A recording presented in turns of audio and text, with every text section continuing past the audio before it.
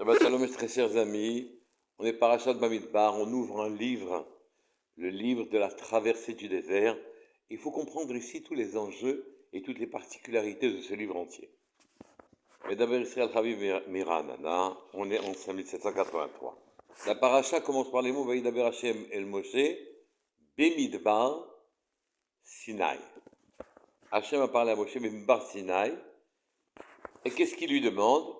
Il lui demande, c'est où est Rosh Kol Adad Ben Israël, élève, on traduit par élève, c'est-à-dire compte la tête de toute l'assemblée des Bnei Israël, les Mishperotam, d'après les familles, les Beit Avotam, selon les maisons de leur père, les Mispar Shemot, Kol Zachar, les Gul Gelotam. Chaque mâle, tu ne comptes que les mâles, les Gul Gelotam. Par tête, ils donneront par tête un machasit à shekel pour ne compter que les pièces.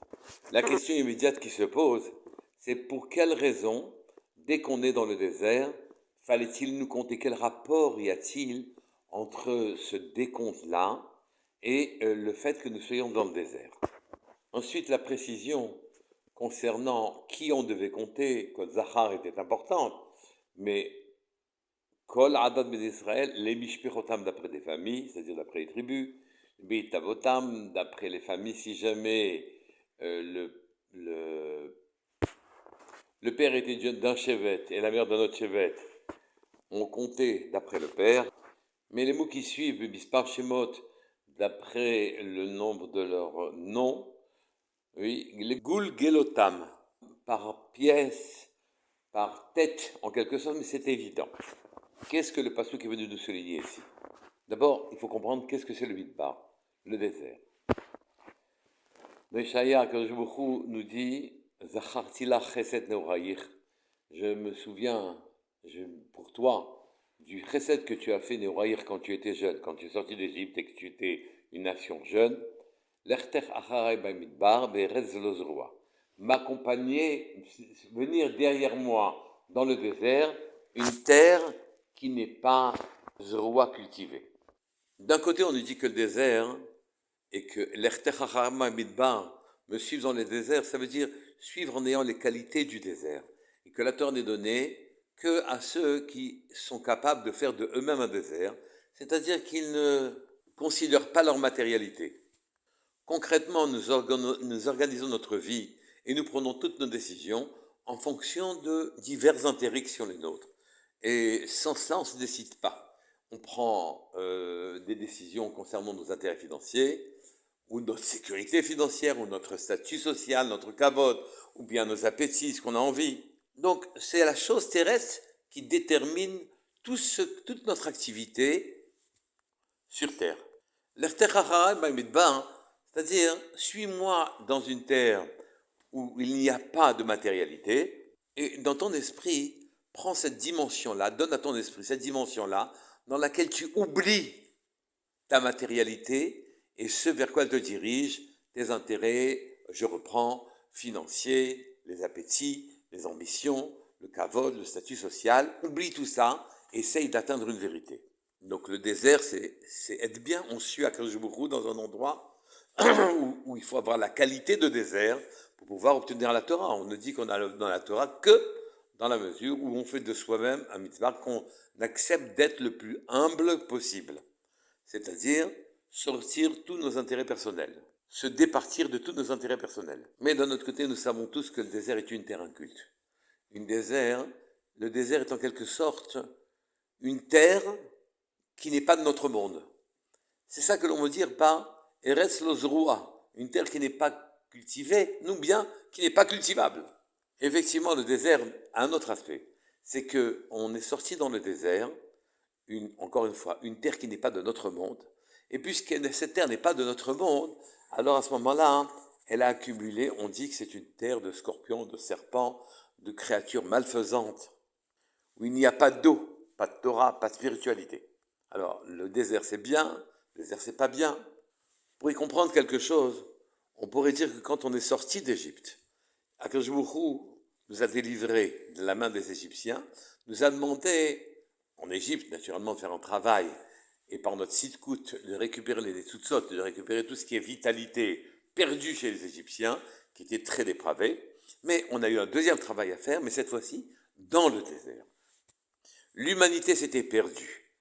S'était éloignée des valeurs spirituelles et de la Torah. Elle avait connu le Maboul, le déluge, où là-bas, Ishrit Kol Bassar, toute chair s'était dépravée en quelque sorte, s'était dévoyée.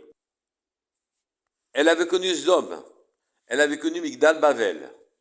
Et donc, elle avait créé des créatures célestes. Les hommes, par leurs exactions, par leur éloignement de la chose spirituelle, ont créé des êtres célestes qui viennent naturellement encombrer notre monde et nous interdire d'accéder à nos dimensions spirituelles.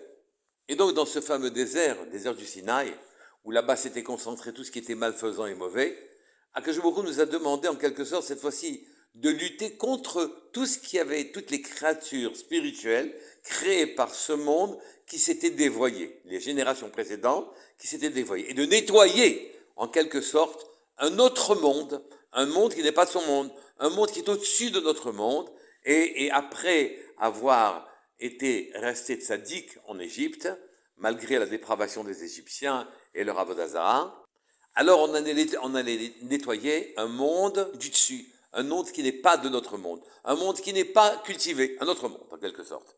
Et nous allons errer dans le désert, parfois longtemps, plusieurs années, parfois on quittait au bout d'un jour, pour nettoyer en quelque sorte toute créature malfaisante et nettoyer le monde de ce qu'on appelle les clipotes, des créatures sans contenu, et qui naturellement oblitèrent notre vision spirituelle.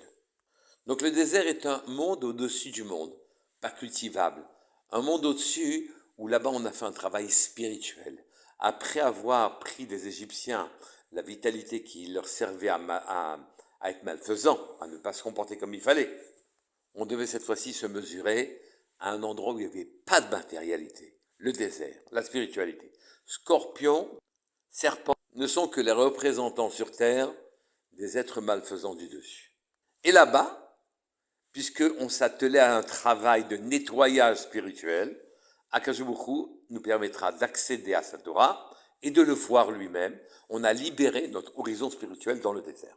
Maintenant, on peut comprendre pourquoi nous sommes comptés dans le désert. C'est où est Rosh Bnei Israël. D'abord, il faut compter les troupes.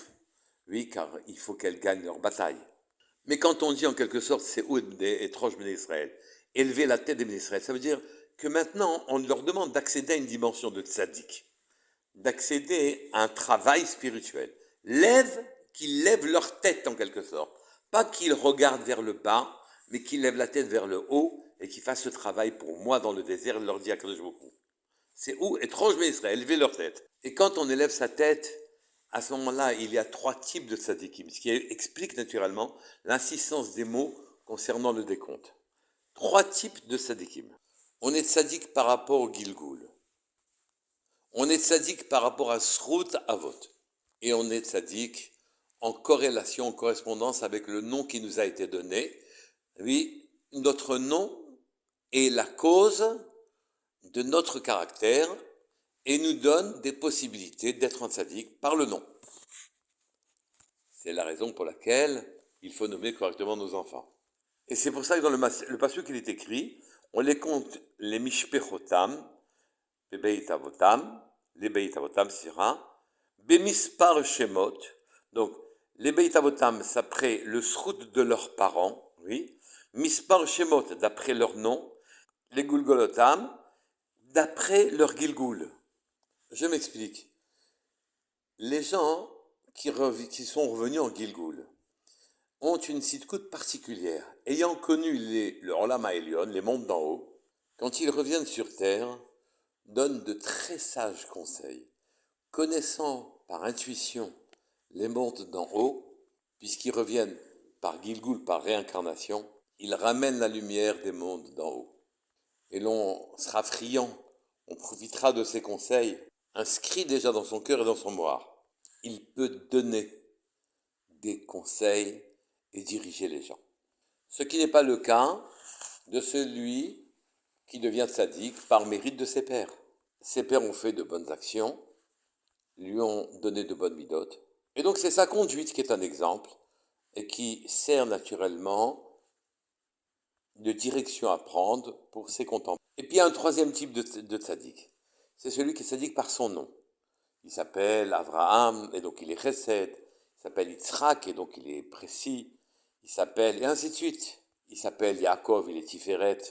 Il s'appelle David, il a une qualité royale. Et c'est son nom qui détermine sa tzidkout.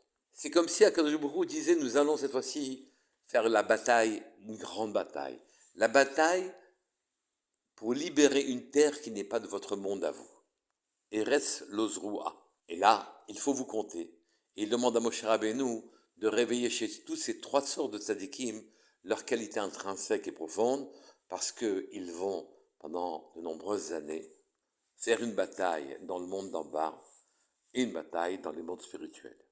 Que Akadosh Baruch Hu nous permette d'accéder à nos véritables dimensions et que cette bracha nous ouvre la Torah à Shavuot. Shabbat Shalom, Kol Tov.